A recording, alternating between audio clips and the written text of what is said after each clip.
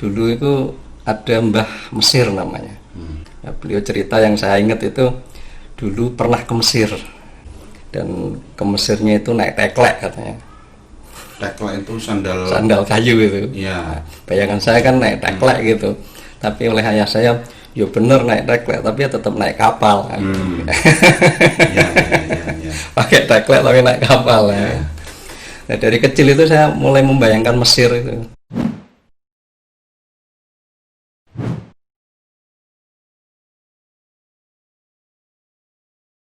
Assalamualaikum warahmatullahi wabarakatuh. Waalaikumsalam. Bismillah, alhamdulillah, assalatu wassalamu ala rasulillah, amma ba'da. Alhamdulillah para pemirsa YouTube dimanapun Anda berada. Saat ini saya sedang kedatangan tamu dan memang sengaja saya undang supaya kita semua bisa mengambil ibrah, mengambil ilmu daripada beliau. Di hadapan saya ada seorang ulama muda. Beliau adalah Dr. Kiai Haji Arif Hasanul Munah MA. Sebelum kita berbicara inti, seperti apa yang sudah pernah saya sampaikan di Facebook saya, memang beliau sengaja saya aturi untuk hadir di Kedai Bincang, berbicara tentang tema yang saat ini, keadaan yang saat ini masih lagi hangat-hangatnya, yakni hayya alal jihad. Sebelum kita berbicara kepada inti, saya ingin mengambil ibrah daripada proses perjalanan taklim beliau, mulai dari tanah air kita sampai ke Mesir Al-Azhar. Tentu pengalaman-pengalaman ini nanti akan menjadi motivasi kepada kita semua, wabil khusus mahasiswa dan mahasiswi IAIN Pekalongan. Kurang lebih begitu, Kiai. Ya, karena saya juga kurang mengenal panjenengan secara dalam, gitu kan. Alhamdulillah sekarang saya bisa bertemu dengan panjenengan secara langsung. Dulu saya pernah mendengar nama jenengan dari kawan saya, namanya Pak Ahmad Sauri. Nah, itu kawan saya sekamar, beliau pernah sekamar dengan saya, tetapi karena intelektualnya yang begitu tinggi, akhirnya beliau lepas landas, jauh meninggalkan saya. Sampai saat ini entah saya kok ngubunginya agak sulit. Pak Sauri, dengarkan ini. Kapan-kapan undang kesini. Sudah pernah saya undang Kiai, tapi gitu. Kayaknya beliau terlalu sibuk, akhirnya tidak balas. Ya. Baik, Kiai Arif Hasanul Munah, panggilannya biasanya apa, Kiai? Kalau panggilan yang paling saya suka itu ya sebenarnya Mas, ya. Mas Arif Hasanul Munah gitu. Mas Arif Hasanul Munah. Ya. Baik. Ini nyebutnya Kiai apa Mas? Kalau Kiai itu rada berat ya. Berat. Karena kalau bagi saya ya dalam keseharian yang paling enak saya dengar itu ya ketika dipanggil Mas memang. Mas, ya. Kalau level berikutnya Pak, ya. Pak. Nah, tapi kalau dipanggil Kiai itu ada rasa berat, dan kemudian kalau saya menganggapnya kalau memang dipanggil Kiai dan memang sebagian juga memaksa untuk itu. Enggak ada yang maksa, memang iya kok. Artinya secara keilmuan sudah. Nah, saya memaknainya itu ya, kalau ada orang manggil Kiai gitu ya, saya memaknainya ini pembahasan pada uslub ighra, bukan uslub nida. Jadi di sebelum kata Kiai itu ada yang dimahdzuf sebenarnya. Kalau nida kan betul-betul yang dipanggil Kiai gitu ya. Tapi kalau uslub ighra itu kan alaikum bi Kiai. Nah, gitu. Atau ya mbok yo awakmu iku manut karo Kiai ya gitu. Sehingga dengan panggilan Kiai itu sedikit banyak saya anggap sebagai panggilan nasihat dan juga panggilan perintah untuk mengingatkan saya supaya ketika saya ngegas banter ugal-ugalan gitu dipanggil Kiai itu akhirnya saya harus ngikuti Kiai ya gitu. Ngerem, ada remnya akhirnya. Baik, Bapak Arif Hasanul Munah. Hasan aja, jangan Ahsan lah. Enggak, karena saya kalau manggil jenengan itu enak Ahsan saya loh, Ahsan. Saya sering kalau ngundang jenengan ngobrol dengan siapa pengurus NU itu, Pak Arif Ahsanul Munah, bukan Ahsan, Hasan ya. Tapi saya kok enak Ahsan gitu. Kalau hafal tafdil itu kan nanti bahaya. Masih banyak yang Hasan yang lain, termasuk Pak Yai Hasan Suwaidi ya. Wah, ini nanti ketemu sama beliau enggak enak. Baik Kiai, asli Pekalongan apa asli mana Kiai? Karena saya terus terang belum begitu mengenal jauh panjenengan. Saya dari Kudus, kelahiran Kudus. Tahun? Kalau pingin yang kelihatan umurnya Nggak dekat asli lah. dengan kalau yang jaraknya jauh itu kan pakai hijriah ya, kelihatan tua gitu kan ya. Tapi kalau yang kelihatan muda ya pakai miladiah ya. Kelahiran 79 saya. Berarti usia sekarang? Kalau pakai miladiah berarti 41. Tapi wajah jenengan sama wajah saya sama Ki. Podorak Mas, foto aku Mas. Ya Allah, nggih. Saya 86 Ki. Ya nggih. Usianya mesti 34. Berarti kan kalau saya manggil jenengan Kiai kan pas. Ya, Gitu. Mas saja lah. Mas aja. Baik, Mas Arif Hasanul Munah. Mas Arif Hasanul Munah. Berarti dari Kudus dulu pernah mondok di? Saya dari MI di Kudus ya, di Madrasah Ibtidaiyah Di kampung Nahdlatul Ulama sendiri. di kampung ya. Kemudian di Sanawi sama aliyahnya itu Madrasah Taswiqut Thulab Salafiyah di Langgar Dalem. Kalau menara itu ke utara. Dari rumah jarak berapa kilo Ki? Ya sekitar 700 meter, hampir satu kilo lah. Ke utara, dari menara itu ke utara, kemudian ke arah timur. Berarti rumah jenengan dekat dengan Menara Kudus Mas? Dekat ya. Kalau dari menara ke selatan ya sekitar 500 meter lah. Nggih. Lalu lulus dari MTS napa wau? Taswiqut Thulab Taswiqut Salafiyah ya. Lajeng melanjutkan ke Aliyah di situ di juga. situ juga. Ya. Mungkin yang jenengan familiar ya Ki Abdullah Sa'ad ya. Ya. Ki Abdullah Sa'ad juga dari Taswiqut alumni Thulab situ. Salafiyah. Nggih. Beliau itu akbar minni lakin wulidtu qablah. Usianya umur ya lebih muda tapi akbar minni. Ya, Akbar segala-galanya lah.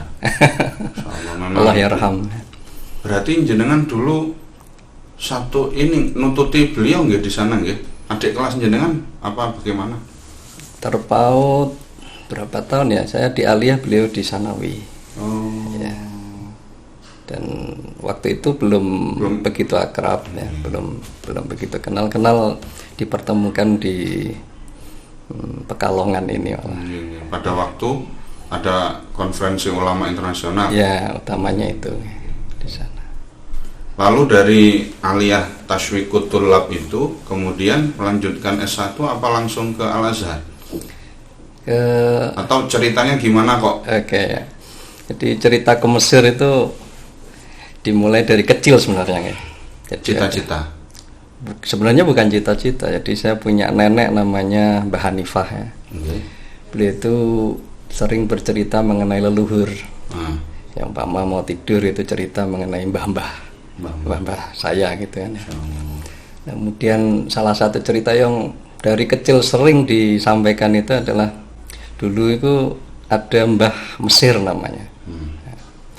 Mbah Muhammad Mesir. Nah, beliau cerita yang saya ingat itu dulu pernah ke Mesir. Jadi Mbah Canggah saya itu katanya pernah ke Mesir. Dan ke Mesirnya itu naik teklek katanya. Teklek itu sandal Kayu itu. Ya. Bayangan saya kan naik teklek gitu. Tapi oleh ayah saya, ya bener naik teklek tapi ya tetap naik kapal kan. Ya. Pakai teklek tapi naik kapal ya. Nah, dari kecil itu saya mulai membayangkan Mesir itu. Ya karena si Mbah Canggah ya, ayah, kemudian Mbah Hanifah, ada Mbah Nur Hadi, kemudian ini Mbah Muhammad Mesir itu ceritanya dulu pernah ke Mesir, sehingga dari mulai kecil itu ada tergambar dalam pikiran itu Mesir itu apa itu. Kemudian Kemudian apalagi setelah masuk di Madrasah Tasyiqut Tholab, banyak guru yang lulusan Timur Tengah lah ya.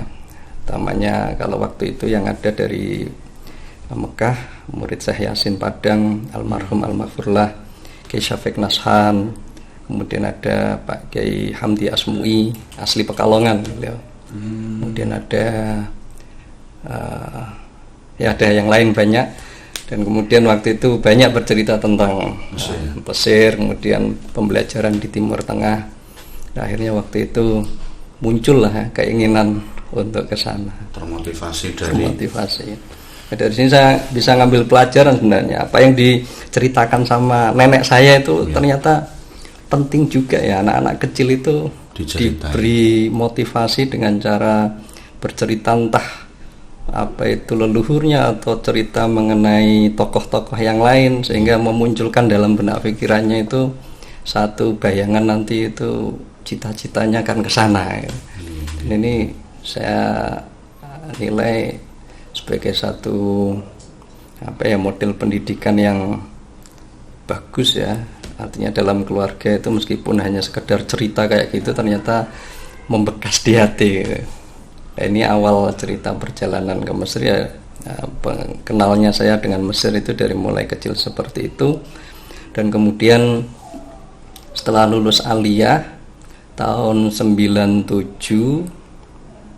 saya dan beberapa kawan itu dipanggil Romo Yai Ulil Albab Arwani dan juga Kiai Syafiq Nashan, ditawari untuk melanjutkan ke Mesir itu. Dan diminta untuk ikut tes waktu itu di Jogja. Di Jogja naik bis bareng-bareng ke Jogja gitu. Dan alhamdulillah lolos, cuma sebagian kawan itu lolos tahun tersebut dan berangkat tahun 97. Kemudian saya dan beberapa kawan itu berangkatnya tahun 98. Jadi ada jeda waktu kosong 1 tahun itu. Dan masa 1 tahun itu beliau Romo Yai Ulil Albab mengarahkan saya supaya memperkuat bahasa dan juga hafalan Al-Quran, dan beliau memberi fasilitas pada saya untuk menemani seorang dari Mesir yang bertugas ngajar di TBS itu, Tasyiqut Tholab Salafiyah. Di akhirnya dalam 1 tahun itu biberkati Romo Yai Ulil Albab, akhirnya saya bisa khidmah di Syekh Solahuddin namanya waktu itu. Di situ belajar bahasa Arab, kemudian menambah hafalan, dan akhirnya komunikasi bahasa Arab bisa semakin lebih bagus lah gitu ya. Itu awalnya seperti itu. Jadi ini semuanya irsyadu ustadzin lah ya. Irsyadu ustadzin dan juga restu orang tua. Tapi yang ajib dari cerita panjenengan itu adalah motivasi mbah itu. Motivasi seorang nenek yang ternyata dari cerita-cerita dongeng sebelum tidur itu akhirnya menjadi sebuah kenyataan, karena betul-betul masuk ke dalam hati panjenengan. Dan ini juga menjadi pelajaran bagi kita para orang tua dan para mbah-mbah. Kira-kira mbah-mbah ini masih menikmati YouTube nopo mboten ya? Dan masih ingat dulu mau tidur itu dipijeti gitu ya, tangan dipijeti sambil cerita gitu.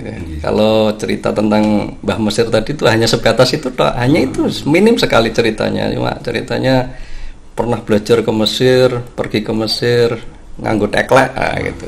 Kalau yang cerita banyak itu yang Mbah Nur Hadi, karena perjuangan waktu Belanda ya, bersama Kiai Haji Raden Asnawi. Dengan dia diceritain niku nggih. Iya, diceritain kakek Mbah Canggah jenengan. Iya. Di sama utamanya Mbah Hanifah itu almarhum almarfurlah itu. Dan itu tidak pernah terlupakan oleh saya. Ya, sedikit banyak itu memberi dorongan dalam perjalanan hidup itu, ya sebisa mungkin berada di belakangnya gitu. Mantap. Dan ini perlu ditiru oleh orang tua sekarang gitu. Sekarang kan jarang yang menceritakan perjuangan para pendahulunya, kan jarang Kiai. Paling ya sibuk urusan HP sendiri-sendiri ngoten lho Kiai. Baik, kemudian di tahun 98 panjenengan berangkat ke Mesir. Jurusan apa Ki? Kalau jurusannya Usuluddin. Usuluddin. Ya, kemudian di tahun ketiga baru ada penjurusan hadis, saya ngambilnya hadis. Jadi di sana Usuluddin itu di tahun pertama sama semua, kemudian di tahun ketiga itu ada pilihan mau ngambil tafsir, hadis atau akidah filsafat. Nah, waktu itu saya ngambil yang hadis wa ulumu. Ya, atas pertimbangan beberapa kawan, kemudian diskusi dengan beberapa kawan ya, yang kelihatannya perlu untuk banyak pengkaji yang masih kurang itu di hadis, ya di hadis sajalah. Ini cocok berarti dengan tema utama kita kan. Yang alal jihad ini kan lebih kepada hadis nanti nonton nggih. Lalu kemudian lulus dari Al Azhar tahun 2002. 2002. Ya, 4 tahun, kemudian nambah 1 tahun saya di sana. Jangan di sana beasiswa berarti? Ya, melalui beasiswa Kemenak. Seleksi Kemenak. waktu itu seleksinya di Jogja. Kemudian berangkat sekitar ada berapa orang dulu ya? 90-an lah. 90 orang. Se-Indonesia. Se-Indonesia.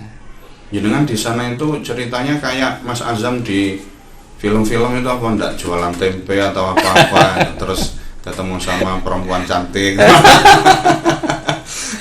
Kalau saya di sana sukanya nonton bola. Oh, nonton sepak bola. Kalau main bola kurang begitu ya bisa sebenarnya, tapi kawan-kawan itu kurang meyakini saya bisa. Ya. Kurang ngerti nak kene kaki-kaki emas gitu ya. Akhirnya kan enggak diperbolehkan untuk ikut main, akhirnya nonton gitu. Tapi sering lah ya nonton sepak bola. Pernah bisnis ya selama kuliah mungkin untuk nambah-nambah sangun jajan ngoten. Kalau yang di Mesir selama S1 belum. Tapi kalau yang di S2 yang di Malaysia itu ada lah. Oh, jenengan S2 di Malaysia. Di Malaysia ya. Sebelum ke Malaysia cerita Mesir dulu gitu. Ya, oh berarti jenengan ketika di Al Azhar itu pure murni belajar memang.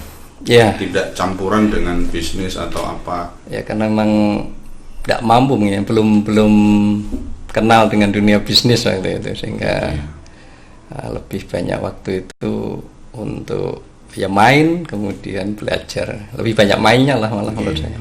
Kalau saya lihat film-film itu kan ada KCB nih, ketika cinta bertasbih itu kan Mas Azam kok Mas apa sopo kayak orang ngerti sama itu jualan tempe untuk nambahi kehidupannya di sana. Tapi panjenengan memang murni belajar karena sudah ditopang oleh mungkin di Sangoni beasiswa ya, ada beasiswa bulanan dari Al Azhar. Ya, berapa itu kayak ukuran anunya? Udah lupa waktu itu, tapi ya cukup lah untuk kalau tinggalnya di asrama. Dalam asrama makan pagi, siang dan malam itu sudah ada. Dan kemudian beasiswa yang diberikan itu ya untuk uang saku, untuk tambah-tambah kebutuhan beli snack, atau kemudian kalau bisa menyisakan ya untuk beli kitab gitu, dan untuk jalan-jalan. Sampai jalan-jalannya ke Mekah atau hajinya pada waktu itu atau setelah pulang dari Mesir? Saya alhamdulillah haji itu tahun 2001 ya, 2001 setahun sebelum pulang ke Indonesia. Kalau itu tidak atas biaya beasiswa enggak lah, kalau itu memang tidak ada aturan dari sana membiayai mahasiswa untuk haji, enggak ada. Tapi dari uang saku itu mungkin kemudian disisihkan atau bagaimana? Iya, diantaranya seperti itu, mencukupi alhamdulillah. Barokah berarti. Iya. S1 tamat langsung balik ke Indonesia atau langsung ke Malaysia Ki?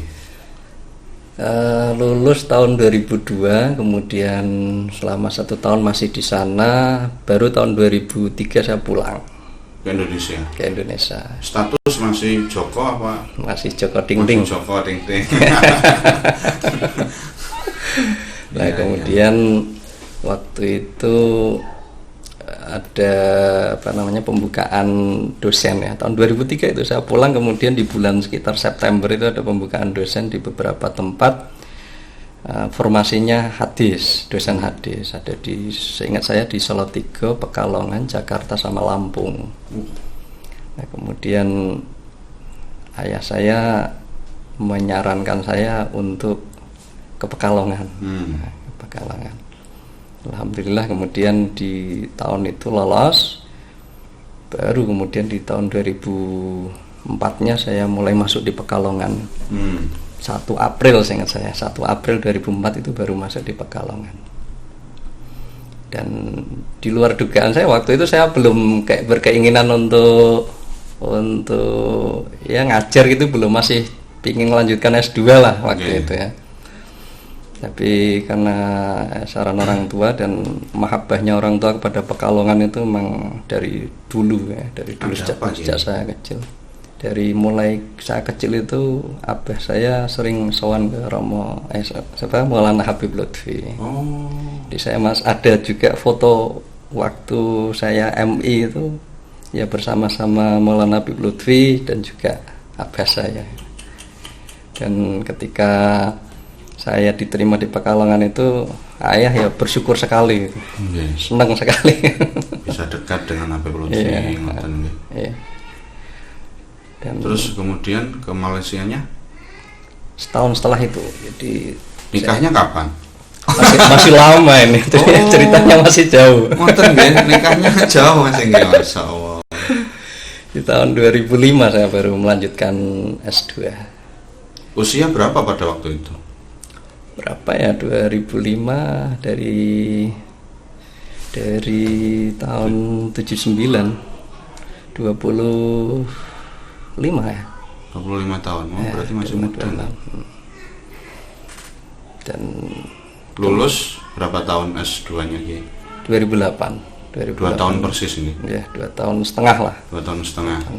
Di Di Malaysia di Universitas Malaya, University Malaya di Kuala Lumpur itu. Di Kuala Lumpurnya. Beasiswa juga. Kalau itu nekat gitu. Nekat, tapi nekat kok bisa jauh nonton? Ya. Jurusannya hadis juga. Hadis juga.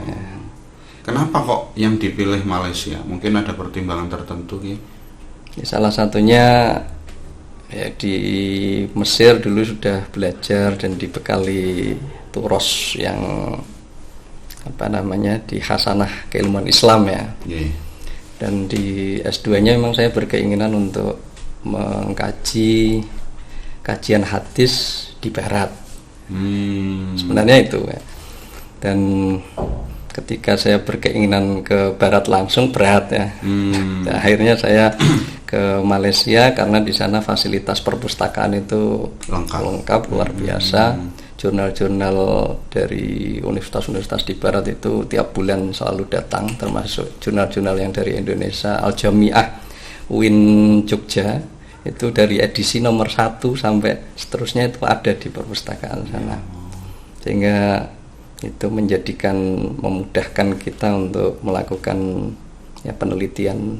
Kalau saya waktu itu penelitiannya kan mengenai hadis dan orientalis ya, kajian sanad di mata orientalis Yuinpul, sehingga dengan fasilitas yang ada itu memudahkan untuk mendapatkan tulisan-tulisannya itu.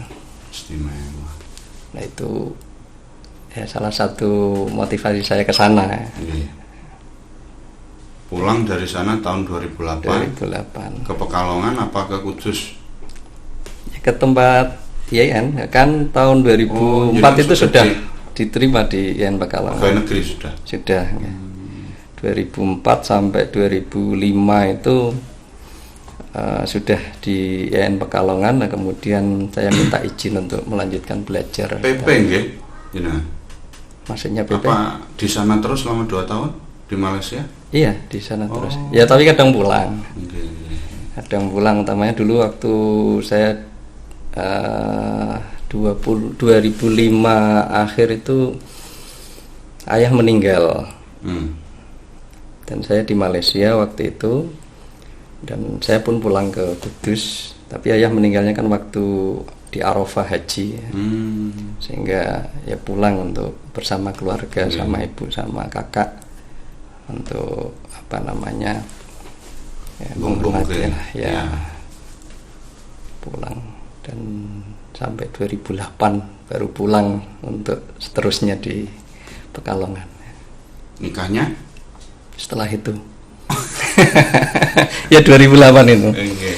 Jadi masa saya di Malaysia 2005 sampai 2008 itu ya memang sudah ada niatan saya setelah lulus S2 saya harus nikah.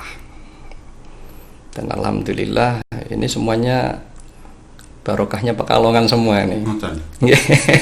Istri orang? Batang, Bawang. Tapi saya ketemu ayahnya terlebih dahulu di Pekalongan sewaktu muktamar Tarekoh 2005 sebelum saya berangkat yang 2005 ya. Sebelum saya berangkat ke Malaysia ketemu sama ya calon mertua, saya ngobrol-ngobrol gitulah ya. Tapi enggak tahu kalau itu calon mertua. Belum tahu. Ya. Beliau hanya menyampaikan saya punya anak perempuan sekarang sedang aliyah, saya ingin anak saya ke Mesir juga. Tapi ternyata tidak jadi ke Mesir, ya, dapatnya lulusan Mesir.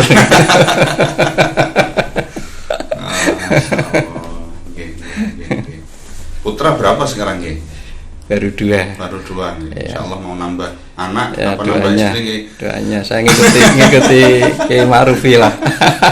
Ya Allah, cukup menarik, Jadi S1-nya hadis, S2-nya juga kajiannya tentang hadis. Ya. Dan S3-nya di UIN Wali Songo, Semarang. Juga konsentrasi ke hadis juga. Ya. Berarti S2, S3 ini semua adalah kajian hadis, Dan saya kira pas nanti kita berbicara tentang sejarah daripada azan melalui kajian hadis, Iya, semoga lah. Baik, Pak Kiai. Jadi pemirsa, itulah perjalanan pendidikan daripada tamu kita yang kita hormati bersama. Beliau adalah Bapak Kiai Haji Arif Hasanul Munah.